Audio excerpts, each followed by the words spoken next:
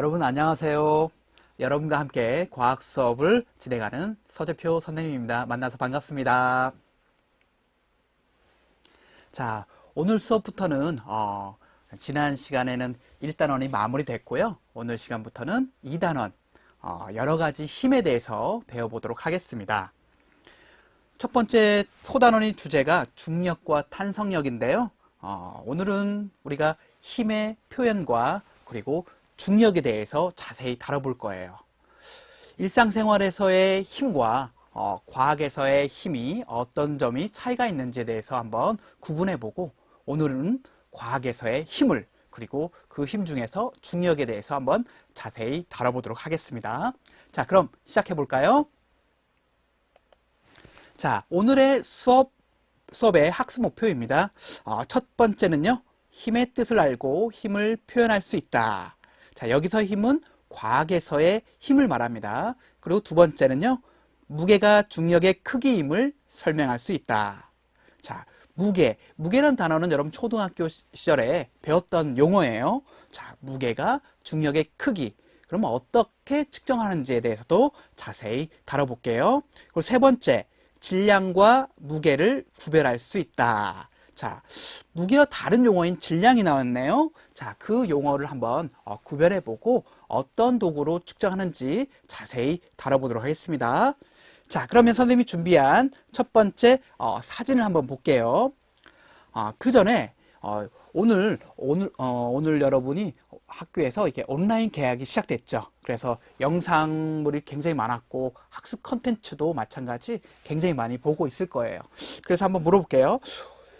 오늘 가장 힘들었던 점이 뭐가 있을까요? 어떤 점이 가장 힘들었나요? 한번 여러분 채팅창에 한번 어떤 게 힘들었어요? 라고 한번 간단히 적어 볼래요? 선생님은 이 수업을 기다리는 게 좀 힘들었어요. 예. 오늘 수업이 이게 3시에 진행하는데 그 전에 한 3시간 전에 와서 기다리는 게 좀 힘들었습니다. 여러분 그런 거 힘들었나요? 예, 과제가 나왔네요. 렉 걸릴 때 힘들다. 그런 내용들이 있네요. 안 힘들어요. 좋습니다. 엄마한테 고민 상담하는 거요.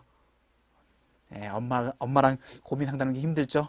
자, 여기서 말하는 여러분의 힘은 일상생활에서의 힘이에요. 과학에서의 힘은 좀 더 다른 개념인데요. 자, 한번 우리 화면 보면서 과학에서의 힘이 일상생활의 힘과 어떤 점이 다른지 한번 알아보겠습니다. 자, 그림에는 두 사람이 번지 점프를 하고 있는 사진이네요. 여기 문제 나갑니다. 뛰어내린 순간부터 멈출 때까지 번지 점프를 하는 사람은 어떤 힘을 받는가? 여기서 떨어지는 사람이 어떻게 떨어지고 있죠? 잘 생각해 보면서 어떤 힘을 받고 있을까? 한번 여러분 댓글로 한번 작성해 보시기 바랍니다. 네, 서한결 학생 중력, 탄성력, 악어곤. 그렇죠? 김영미 학생 중력 참 잘 얘기해 주었습니다. 마찰력이요? 한번 마찰력이 작용했나요? 자, 여기에 있는 줄이 줄을 매달고 뛰어내리죠. 줄을 매달고 뛰지 않으면 굉장히 위험하겠죠? 자, 번지점프를 하면 아래로 내려갑니다. 아래로 내려가는데 지구가 이 두 사람을 다시 말하면 끌어당기는 힘 때문에 내려가죠. 그리고 멈출 때까지 계속 내려가는 게 아니라 다시 줄에 되돌아가려는 힘 때문에 올라가기도 하고 다시 반복하면서 내려가면서 이런 힘을 받게 됩니다. 자, 오늘 배울 힘은 지구가 끌어당기는 힘이에요. 이 힘은 어느 쪽으로? 아래쪽으로 작용해서 여러분 이 두 사람이 아래로 내려온다는 것을 알 수가 있었습니다. 자, 그럼 오늘의 핵심 첫 번째 개념입니다. 물체의 모양과 운동 상태를 변하게 하는 원인, 이것을 무엇이라고 할까? 물체의 모양을 바뀌게 하기도 하고요. 물체가 움직이는데 방향도 바뀌게 하거나 또는 빠르기도 변하게 하는 원인, 이것을 우리는 과학에서 힘이라고 합니다. 자, 과학에서의 힘은 단위로는 N이라고 표시하고요. 읽을 때에는 뉴턴이라고 읽습니다. 힘의 크기의 단위는 N이라고 표시하고 다시 한번 뉴턴이라고 읽는 거 꼭 기억해 두시고요. 이 뉴턴 앞에는 반드시 숫자가 있어야 합니다. 1뉴턴 또는 10뉴턴 이렇게 얘기하거든요. 여러분이 발 사이즈를 물어볼 때 저는 260이요 이렇게 얘기하잖아요. 평상시에는 그렇게 얘기하지만 과학에서는 단위를 반드시 붙여서 얘기해 줘야 돼요. 260m일까요? 아니죠. 260mm죠. 이렇게 단위 앞에는 숫자가 와야 한다는 거 꼭 기억해 두시고요. 여기서 힘을 측정할 때 단위는 뉴턴이다. 그리고 앞에는 숫자가 반드시 있어야 한다는 거 명심하시기 바랍니다. 자, 그러면 우리 과학에서의 힘에 효과가 있습니다. 과학의 힘이 작용하게 되면 세 가지 변화가 나타나게 되는데요. 첫 번째는 물체의 모양이 변하는 변형을 일으키고요. 그리고 두 번째는 물체의 빠르기나 운동 방향을 바꾸기도 합니다. 자, 운동 상태의 변화가 두 번째고요. 세 번째는 모양과 운동 상태를 모두 동시에 변화시키는 효과를 가져옵니다. 자, 그러면 첫 번째 물체의 모양이 변하는 예를 살펴보면서 차근차근 힘의 효과를 알아보도록 할게요. 자, 모양의 변한 예입니다. 먼저 가장 왼쪽에 나와 있는 그림 보이시죠? 태권도 선수가 기왓장을 격파할 때 그 기왓장이 부서지죠. 즉 기왓장의 모양이 변한 예가 되는 거죠. 이때 태권도 선수의 팔에 작용하는 힘 때문에 모양이 변하였습니다. 그리고 두 번째는 유리창이 깨지죠. 유리창이 떨어져서 깨지기도 하지만 물체에 부딪혀서 깨지기도 하죠. 즉 물체가 작용한 힘 때문에 유리창의 모양이 변하게 되는 것이죠. 세 번째는 여러분이 많이 해봤을 거예요. 풍선을 분 다음에 손가락으로 풍선을 이렇게 눌러보면 풍선의 모양이 바뀝니다. 그렇죠? 이때도 마찬가지 과학에서 힘이 작용하였다라고 볼 수 있습니다. 자, 마지막 그림은 도자기를 빚는 그림이 나와 있는데요. 이렇게 도자기를 만들 때 원래 재료인 흙을 가지고 흙을 이렇게 손에 힘을 가해 가지고 빚는 거죠. 그럼 도자기 모양이 변하게 되는 것이죠. 이런 것은 과학에서의 힘이 물체의 모양을 변화시킨 예가 되는 것입니다. 잘 이해가 되시죠? 자, 두 번째입니다. 과학에서의 힘이 물체의 운동 상태를 변환시킨 예입니다. 먼저 야구 선수가 공을 이렇게 던졌어요. 공을 던지게 되면 이 야구공이 앞으로 나아가면서 운동 방향과 빠르기가 변하게 됩니다. 자, 운동 상태가 바뀌게 된 거죠. 그리고 겨울철 스포츠죠. 스케이트 선수가 트랙을 달리거나 또는 자전거를 타고 앞으로 나아가거나 또는 자동차 경주에서 차가 트랙을 달릴 때 이 모든 물체의 빠르기가 변하기도 하고 그리고 방향도 바뀌게 하는데 이때 작용한 게 바로 과학에서의 힘이라고 볼 수 있습니다. 자, 그럼 마지막 힘의 효과 중에서 마지막은 모양과 운동 상태를 모두 변화시킨 예인데요. 그림 보시면 축구 선수가 축구공을 순간적으로 발을 찰 때 그 공이 찌그러지면서 앞으로 나아가게 됩니다. 이때 축구공의 모양이 찌그러질 때 모양이 변하기도 하고 동시에 앞으로 나아가는 운동 상태가 변하기도 한다는 거죠. 두 번째 그림은 야구 배트로 이렇게 야구공을 치는 순간, 이 순간 야구공은 굉장히 크게 이렇게 찌그러진 모습이 나타나고 있죠. 모양이 변하고 그리고 이 야구공은 가만히 있는 게 아니라 앞으로 나아가게 되겠죠. 네.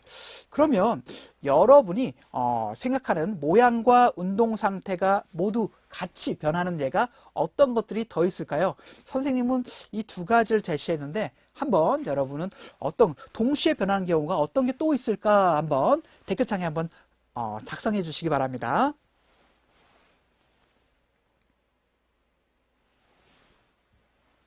자, 운동 경기 배구공도 마찬가지. 이게 치게 되면 이렇게 공이 모양이 변화되면서 운동 상태가 바뀌기도 하죠. 이런 스포츠 경기에도 많이 나타나는데 이 친구가 부드러운 연탄이 찌그러진 것이 눌린 거, 연탄 얘기가 나왔었나요?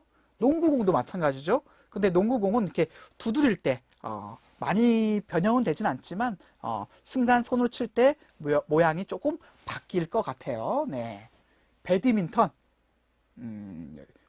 많은 친구들이 여러분 스포츠 탱탱볼을 튕겼을 때 좋은 답변인 것 같아요. 탱탱볼이 바닥에 부딪혔을 때 모양이 좀 찌그러지겠죠. 찌그러지면서 방향을 바뀐다. 자, 많은 친구들이 작성을 해주셨습니다. 자, 풍선이 바람이 빠질 때요 라고 나와 있네요. 풍선이 바람이 빠지면 움직이죠. 이때 바람이 빠지면서 힘을 작용하는가요? 바람이 빠지는 힘, 이게 뭘까? 고무가 이렇게 원래 상태로 되돌아가려는 다음 시간에 배울 탄성이네요. 자, 그 내용은 다시 한번 다음 시간에 배워보도록 하고요. 자, 선생님과 함께 이제 힘을 표현하는 방법에 대해서 알아보도록 하겠습니다. 자, 힘이 작용하면 모양과 이 운동 상태를 모두 변하는 예를 하나 소개했죠. 여기 그림도 마찬가지. 야구 배트에서 공이 친 순간, 이 순간의 장면이 나타나는데요. 이때 이 순간 힘의 크기 또는 힘을 표현할 때는 어떻게 표현하느냐? 간단하게 화살표를 이용해서 표현합니다. 이 화살표에는 세 가지 부분을 표시해요. 첫 번째는요, 힘의 크기를 표시합니다. 힘의 크기를 표시할 때는 화살표의 길이로 표현하는데, 화살표의 길이가 길면 길수록 힘의 크기가 크다는 것을 나타내고요. 그리고 화살표의 방향은 힘의 방향이 되겠습니다. 그리고 힘이 작용하는 그 지점이 바로 힘의 작용점이라고 해요. 그래서 힘을 표현할 때에는 세 가지 요소를 표현하는데, 힘의 방향, 그리고 힘의 크기, 그리고 힘의 작용점입니다. 이 세 가지를 화살표로 나타낸다라는 걸 꼭 기억해 두시면 되겠습니다. 선생님이 다시 한번 정리해 드릴게요. 힘의 3요소는 크기, 방향, 작용점이 있다. 화살표의 길이가 길수록 힘의 크기가 커지게 된다는 거고, 힘의 방향은 화살표의 방향으로 나타낸다. 그리고 힘의 작용점은 화살표의 시작점이다 라는 거 기억해 두시기 바랍니다.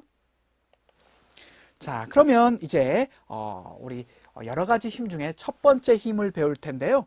지구가 물체를 끌어당기는 힘입니다. 오늘 선생님이 여기로 오다 보니까 벚꽃이 많이 떨어지더라고요. 벚꽃이 나무 위에 달려있다가 아래로 떨어지죠. 이때 작용한 힘이 무엇일까? 자, 여러분 잘 답변해 주셨네요. 중력이라고 합니다. 자, 그러면 중력은 어떤 방향으로 작용하죠?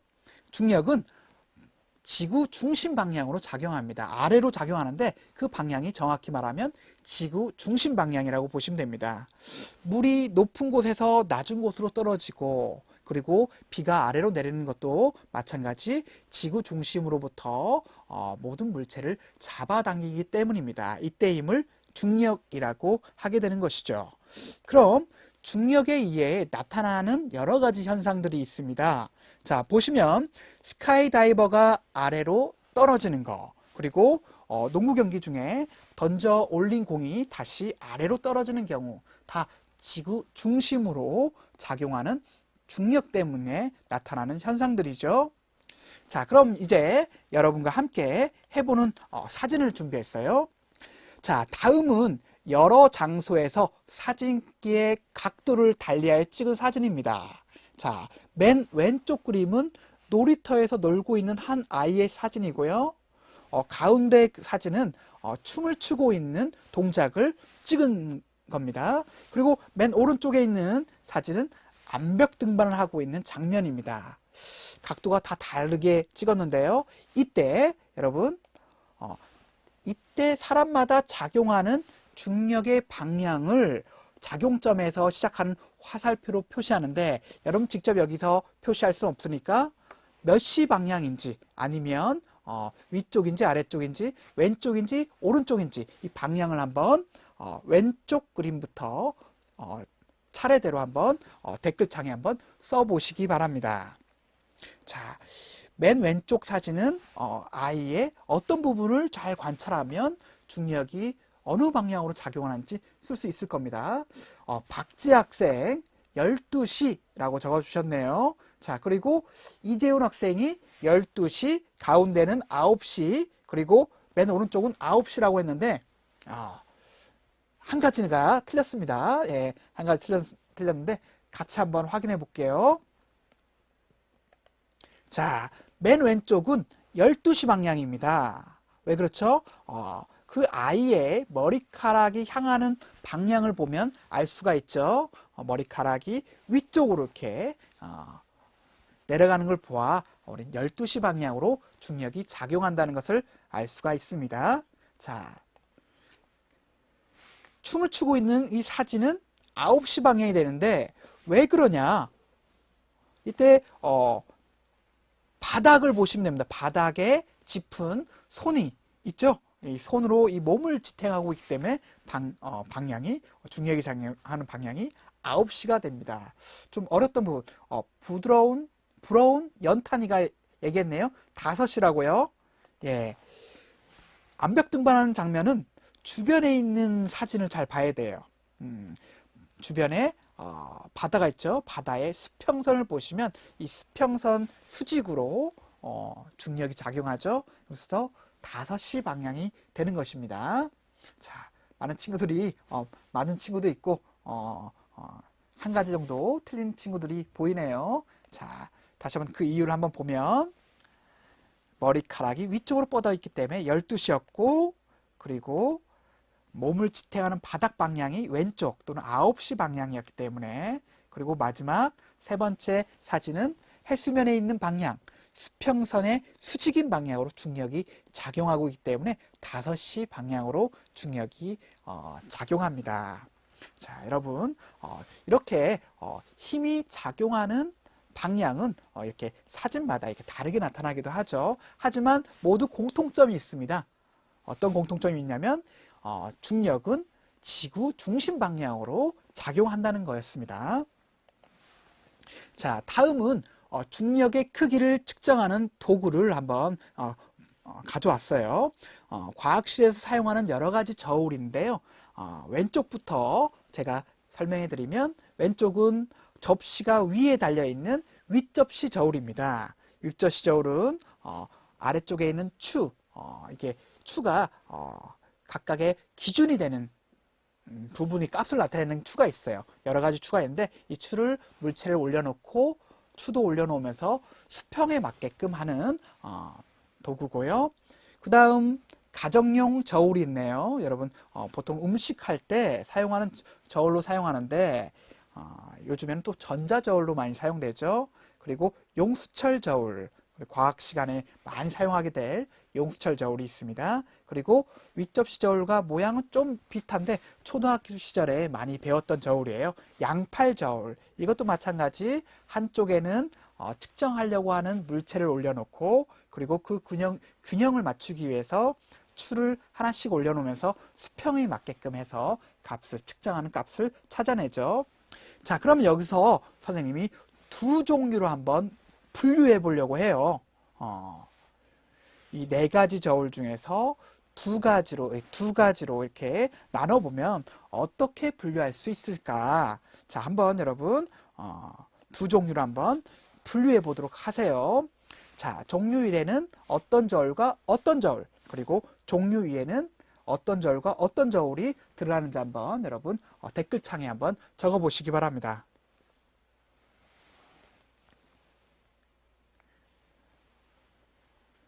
자, 좀 어렵나요? 예, 직접 여러분이 과학실에서 이 저울 가지고 한번 만져보기도 해야 더 쉽게 이해가 될 텐데, 화면으로 봐서 이해가 안 되는 친구들이 있었을 거예요. 자, 다시 한번 저울을 보면 윗접시 저울과 양팔 저울은 같이 추를 써야 한다는 공통점이 있어요. 그리고 가정용 저울에는 속에는 이렇게 눌렀다가 물체를 올려놓으면 들어갔다가 놓으면 다시 접시가 위로 올라가기도 하죠. 속에 어떤 것이 있기 때문에 다시 이렇게 다시 원래 상태로 되돌아오는 저울이죠. 자, 많은 친구들이 이제 적어주셨네요. 자, 용철 저울과 가정용 저울을 묶었네요. 또는 선생님은 윗접시 저울과 양팔 저울을 같이 묶었습니다. 그리고 종류 두 번째는 용철 저울과 가정용 저울과 선생님 말을 다시 한번 얘기할게요. 종류 1에는 윗접시 저울과 양팔 저울, 그리고 종류 2에는 용철 저울과 가정용 저울로 이렇게 분류해 보았습니다. 그럼 이 저울 이렇게 분류한 기준은 무엇일까? 보면 힌트를 드렸는데 종류 1은 즉 윗접시 저울과 양팔 저울은 측정값이 기준이 되는 물체 추가 있습니다. 추를 올려놓으면서 측정하는 것이고요. 종류 2인 우리 가정용 저울과 그리고 용철 저울은 그 장치 안에, 이 도구 안에 용수철의 탄성을 이용하는 경우가 됩니다. 이 기준으로 두 가지를 나눠봤는데 우리가 측정하려고 하는 중력은 어떤 도구를 사용하는지 이제 같이 알아보도록 하겠습니다. 자, 이전에 다시 한번 설명해 드렸습니다. 물체가 작용하는 중력의 크기, 그러니까 지구에서 물체가 끌어당기는 힘을 우리는 뭐라고 하냐? 중력이라고 했죠. 이 크기를 어떻게 되냐? 무게라고 합니다. 그러니까 물체마다 가지고 있는 중력의 크기가 달라요. 무거운 것도 있고 가벼운 것도 있죠. 이 정도를 나타내는 것을 우리는 무게라고 합니다. 자, 그럼 무게는 어떤 특징을 가지고 있냐면요. 같은 물체라도 장소에 따라 측정하는 장소에 따라 조금씩 다르게 측정되기도 합니다. 특히 오늘 지구에서 물체를 측정해 보기도 하고 그리고 달에서 물체를 측정해 보면 그 측정되는 값이 다르거든요. 무게는 장소에 따라 다르게 나타나고요. 측정하는 도구는 여기에 나타나는 것처럼 가정용 저울과 그리고 용철 저울로 측정합니다. 단위는 중력의 크기이기 때문에 힘입니다. 중력의 크기이기 때문에 힘의 단위인 뉴턴을 사용하기도 하고요. 교과서에는 나오진 않았지만 킬로그램 F, 즉 읽을 때에는 킬로그램 중 또는 킬로그램 힘이라고 있거든요. 킬로그램 중 이 단위도 사용하기도 합니다. 자, 그러면 무게와 다른 개념이 또 있었는데요. 물체가 가지고 있는 고유한 양입니다. 이 양은 변함이 없는, 즉 장소에 따라 달라지지 않는 물체가 가지고 있는 고유한 양이거든요. 이것을 우리는 질량이라고 합니다. 자, 질량의 특징은 장소가 달라져도 변하지 않는 그 값을 가지고 있고요. 측정하는 도구는 윗접시 저울과 양팔 저울이 있습니다. 자, 중학교 실험에서는 양팔 저울보다는 간단하게 사용할 수 있는 윗접시 저울을 사용합니다. 질량을 측정하는 단위는 킬로그램을 사용합니다. 그래서 킬로그램 또는 그램을 사용하고요. 지구에서 질량이 1kg인 물체의 무게는 약 9.8N이라고 합니다. 무게는 9.8. 그럼 어떻게 나타났냐? 무게는 질량 곱하기 9.8이에요. 그래서 1kg 곱하기 9.8은 9.8N이 되겠죠. 무게가 1kg은 9.8N이 되는 거고, 그리고 10kg인 질량을 가지고 있는 물체는 몇 뉴턴이냐, 무게가 몇이냐 해보면 곱하기 9.8을 해주면 무게를 구할 수가 있습니다. 자, 그럼 여러분과 한번 간단한 과제 활동을 한번 해보도록 할게요. 중력의 크기를 나타내는 단위가 바로 힘의 단위인 뉴턴이었습니다. 그럼 우리 주변에 1뉴턴의 크기인 물체를 한번 찾아볼까요? 우리 주변에 1뉴턴인 물체가 어떤 것들이 있을까? 과제라기보다는 여러분과 함께 한번 생각해보는 시간을 가지셨으면 좋겠어요. 예. 자, 1뉴턴은 굉장히 큰 힘은 아니에요. 질량이 약 102g 정도 되는 물체를 손으로 들고 있을 때 받치는 힘이거든요. 1뉴턴은 그만큼 작은 무게라고 보시면 되겠습니다. 두 번째 과제 활동은요, 간단한 겁니다. 나의 진짜 몸무게를 구하자라는 건데요. 여러분 집에 다 체중계를 가지고 계시죠?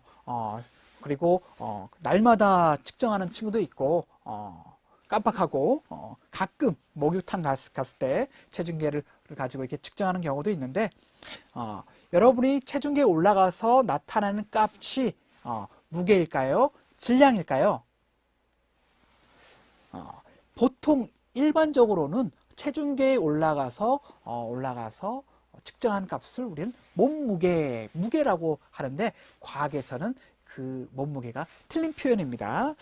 체중계의 값에 곱하기 9.8을 해줘야 나의 진짜 몸무게가 나옵니다. 단위는 몇 뉴턴이 나오겠죠. 자, 우리는 일상적으로는요, 몇 킬로그램이라고 몸무게를 말해요. 하지만은 여기서 말하는 것은 우리가 몇 킬로그램 힘 또는 몇 킬로그램 중으로 이렇게 표현하는 게 맞습니다. 그래서 여러분 여기에서 과학 시간에는 이렇게 뉴턴으로 표시하거나 또는 킬로그램 중으로 표현하는데, 일상생활에서는 어느 곳이든 중력이 거의 비슷하기 때문에 여기 중이라든지 힘이라는 표현을 생략해서 몇 킬로그램이라고 말하고 있는 것이죠. 자, 그럼 지구와 달에서의 무게를 한번 비교해 보도록 하겠습니다. 우리가 살고 있는 지구, 그리고 달에는 가보지 않아 가지고 선생님 몸무게를 직접 측정해 보지 못했는데, 달에는 지구의 중력보다 약 6분의 1배로 작다고 해요. 그래서 선생님 몸무게도 달에 가면 6분의 1로 줄어들게 됩니다. 자, 그러면 달에서 측정하는 물체의 무게는 지구에서 측정하는 무게 몇 분의 몇이 될까요? 중력이 크기 때문에 6분의 1이 되겠죠. 6분의 1이 되겠죠. 자, 그러면 교과서에 나와 있는 그림을 한번 살펴보도록 할게요. 자, 먼저 사과가 준비가 되는데, 사과를 윗접시 저울에 올려 넣었더니 추가 300g과 수평을 이루었어요. 그랬더니 사과의 질량이 300g이 되었죠. 다른 말로 하면 1kg이 1000g이니까 300g은 0.3kg이 됩니다. 그리고 이 사과를 용수철 저울로 쟀더니 2.94N이라는 무게가 나왔어요. 자, 그것을 한번 구해보면 0.3kg인 질량인 사과를 곱하기 9.8을 해주면 무게인 2.94N이 나옵니다. 자, 무게를 이렇게 구할 수 있는 거예요. 그 똑같은 사과를 이번에는 달에 가서 측정해 봤어요. 도구는 똑같이 윗접시 저울과 용수철 저울을 사용해 봤는데요. 윗접시 저울을 사용해서 같은 사과를 올려놨더니 300g인 추와 수평을 이루었어요. 즉, 사과의 질량은 지구에서나 달에서나 변함이 없는 거죠. 즉, 질량은 장소에 따라서 변함이 없는 고유한 양이 됩니다. 하지만 용수철 저울을 가지고 이 똑같은 사과를 측정해 보았더니 0.49라는 뉴턴이라는 무게가 측정이 되는데요. 그 이유는 지구보다 달에서의 중력의 크기가 6분의 1 정도이기 때문에 이렇게 무게가 줄어들게 되는 것이죠.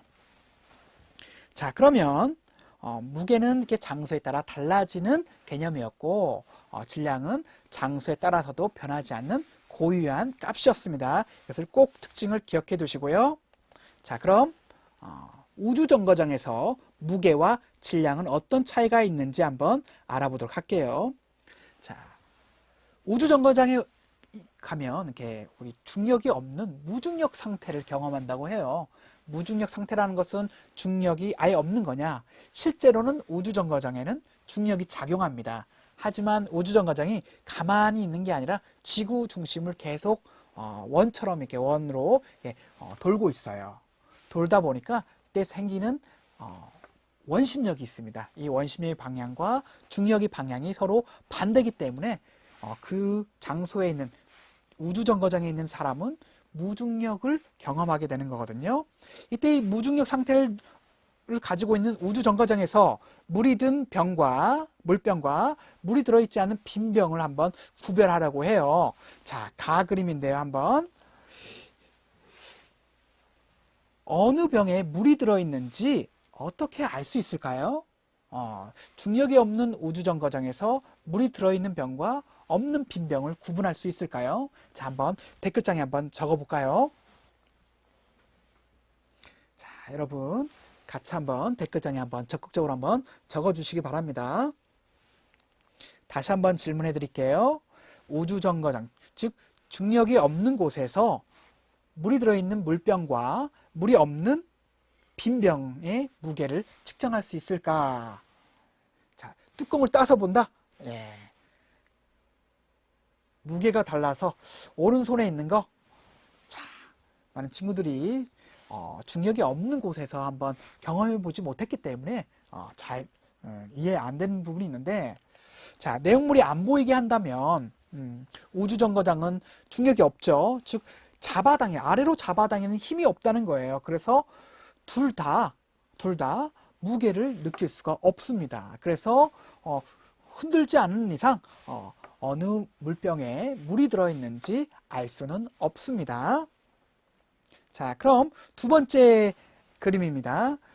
두 번째 그림은 어느 물병에 물이 들어있는지 알 수 있는 방법인데요.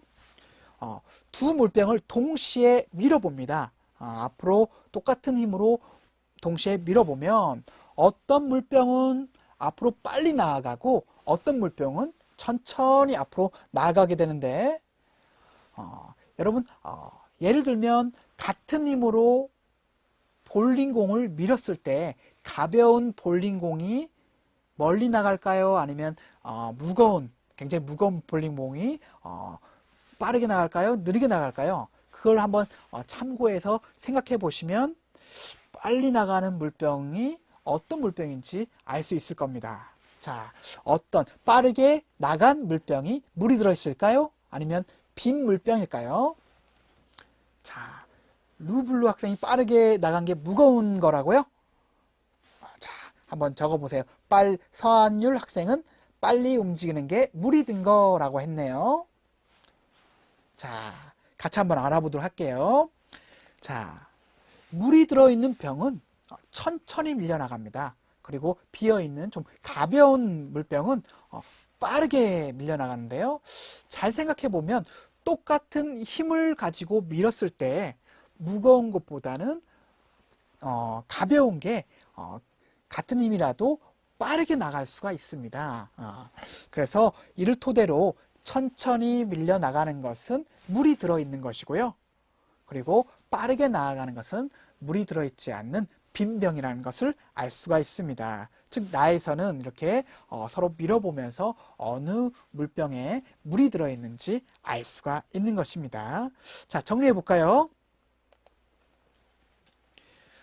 무중력 상태인 우주정거장은 물체의 무게가 0입니다.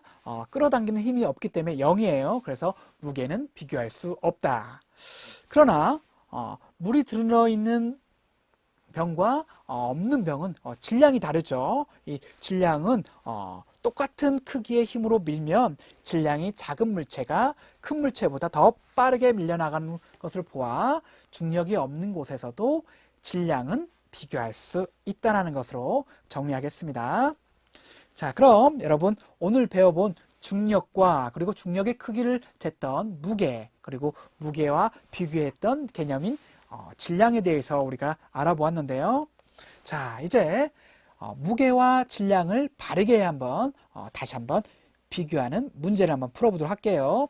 무게를 어떻게 정의했느냐? 무게는 중력의 크기, 질량은 물체가 가지고 있는 고유한 양이라고 정의했습니다. 자, 그러면 무게의 단위와 질량의 단위를 한번 댓글창에 한번 적어보시기 바랍니다. 무게의 단위와 그리고 질량의 단위가 달랐죠. 무게의 단위는 꼭 기억해 두셔야 됩니다. 뭐라고 쓸까? 간단하게 영문자로 썼죠. 대문자로. 자, 이준엽 학생이 우주 가면 키가 커지냐고 물어보네요. 자, 우주에 가면은 잡아당기는 힘이 없기 때문에 늘어난 상태가 되죠. 키가 무한대로 커지진 않지만 관절 사이에 이 틈이 좀 벌어져 가지고 늘어나긴 합니다. 우리 지구에서도 여러분 자고 나서 일어났을 때가 가장 키가 커요. 누워있는 상태, 가장 누워있다가 일어나면 중력의 아래로 잡아당기는 힘이 적다 보니까 아침에 잰 키가 저녁에 잰 키보다 좀 크다고 합니다. 자, 그렇죠. 예, 많은 친구들이 N, 그렇죠. 중력의 크기는 뉴턴이라고 써주셨고, 그리고 질량은 킬로그램이라고 잘 적어주셨습니다. 지구와 달에서 무게는 달라졌죠. 달에서의 무게는 지구보다 6분의 1 정도였다면 질량은 변함이 없었죠. 예. 자, 다음 문제입니다. 지구에서 사과를 양팔 저울에 올려놓으면 질량과 무게는 몇인가요? 약간 계산해야 되는 부분이 좀 있습니다. 사과를 양팔 저울에 올려놓고 추를 올려놓았더니 추가 하나, 둘, 셋, 총 6개가 됩니다. 추의 하나의 질량은 50g이었어요. 그러면 사과의 질량은 몇이 되겠습니까, 여러분? 그렇죠. 갓승기 학생 300g 잘 적어주셨어요. 악어군 학생 450g은 어떻게 나온 거죠? 자, 먼저 무게를 먼저 구해볼까요? 자, 무게를 구할 때는 여러분 기억해야 될 것이 질량 곱하기 9.8을 해주시면 됩니다. 질량을 먼저 구해보면 50g짜리가 6개의 추가 올라갔기 때문에 300g. 다시 말하면 0.3kg이죠. 사과의 질량이 나왔어요. 그러면 무게는 0.49N이라고 적어준 친구 있네요. 자, 정말 그럴까 한번 계산해 볼게요. 자, 0.3 곱하기 0.3kg 곱하기 여기서 300g으로 곱해 주시면 안 되고요. 그래서 1N은 9.8N, 즉 1kg일 때 9.8N이기 때문에 그램인 300g을 kg으로 고쳐 가지고 계산을 해 주셔야 됩니다. 0.3kg 곱하기 9.8은 2.94N이죠. 네.